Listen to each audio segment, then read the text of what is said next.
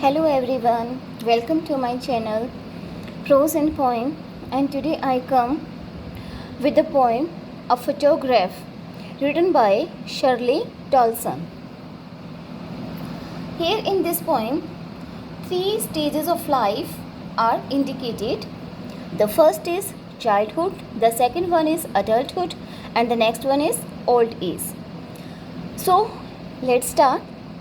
The cardboard shows me how it was when the two girl cousins went peddling, each one holding one of my mother's hands, and she, the big girl, some 12 years or so. There is a cardboard in the hand of the poetess, and one picture was pasted on that. One picture was pasted on a cardboard, and this picture is of her mother and her two cousin sisters. So in that picture, all the three girls, the poetess mother and her cousins, all three girls are paddling in water of sea. Paddling means walking barefoot in the water. Paddling means walking barefoot in the water. So they all three are paddling in the sea water, and her mothers and both of these girls, her cousins, holding the hands of poetess mother, because she is the big girl among the three, and at that time she was 12 years old. जो poet's की mother थी वो उस time पे 12 years old थी, और उनकी जो टू कज़न्स थी उन दोनों ने उसकी मदर की हैंड्स को होल्ड किया हुआ था, and they all were paddling in the water of sea, और वो तीनों समुंदर के पानी में चल रही थी नंगे पैर. सो ये जो पिक्चर है ये पिक्चर है जो कि उस कार्डबोर्ड में पेस्ट हुई है. All three stood still to smile through their hair at the uncle with camera. So one uncle is also standing there and he is having a camera. He want to click the photograph all these three girls. The uncle with the camera, he standing there to take photo of all these three girls, and they are standing still.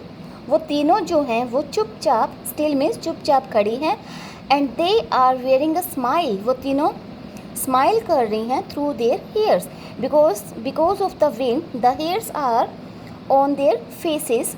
तो अपने बालों के बीच में से वो क्या कर रही हैं, स्माइल कर रही हैं, कैमरा की तरफ देख के स्माइल कर रही हैं.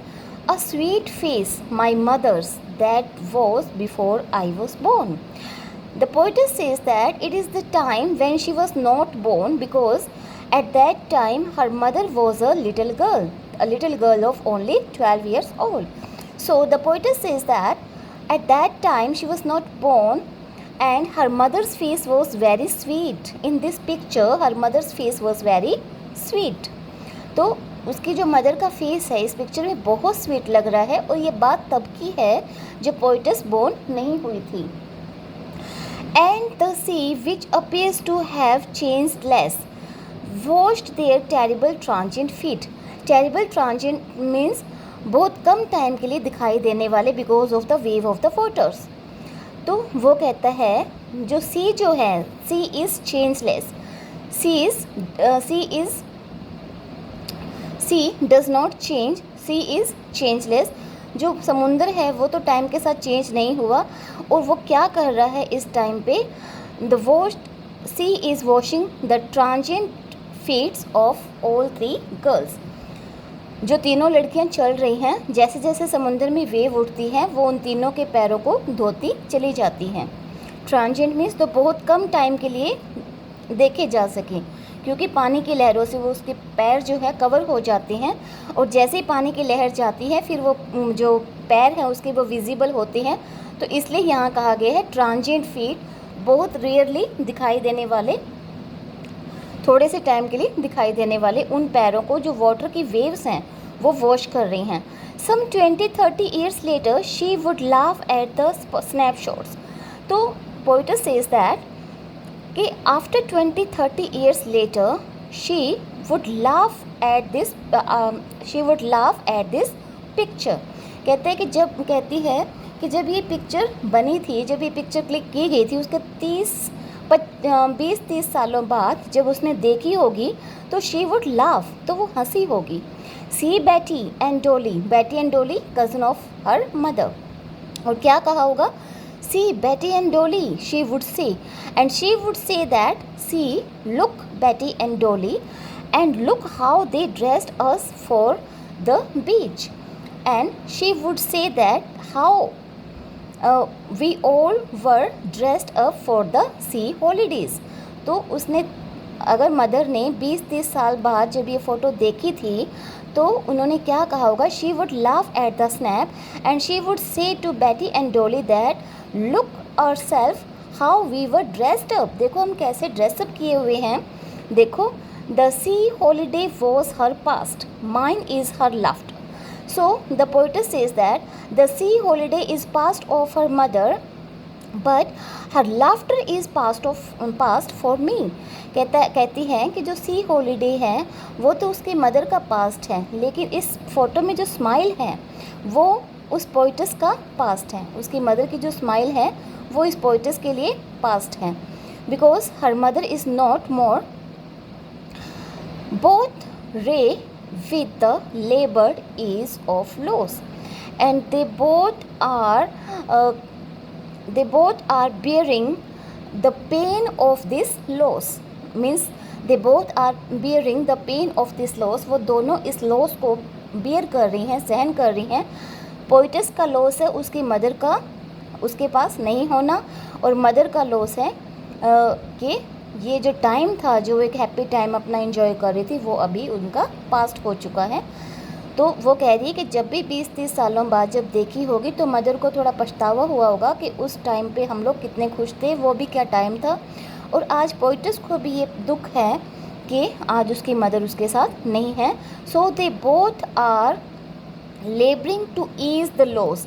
लेबरिंग मीन्स बहुत वर्क हार्ड कर रही हैं, बहुत कोशिश कर रही हैं to make easy to bear this loss, इस लॉस को ईजीली बियर करने के लिए. Now she has been dead nearly as many years as that girl lived. So the poet says that now her mother has been dead, वो मर चुकी हैं. And as many years have passed after his death as she lived, as that girl lived. Means जितने time तक वो लड़की, मतलब उसकी मदर जो है वो ज़िंदा रही थी, आज जो है उतने ही साल हो चुके हैं उनको मरे हुए. So she has been dead and long ago, many years ago she has been dead. And of these circumstances there is nothing to say at all. It's silence. And the poet says that at these circumstances she has nothing to say, and she remains quiet, and there is only silence. The poet says that after watching this picture and after recollecting all the memories, now in these circumstances she has nothing to say at all, and now she stands quietly, and there is a silence everywhere. So it is completed, and if you like this, press the button like and subscribe. Thank you.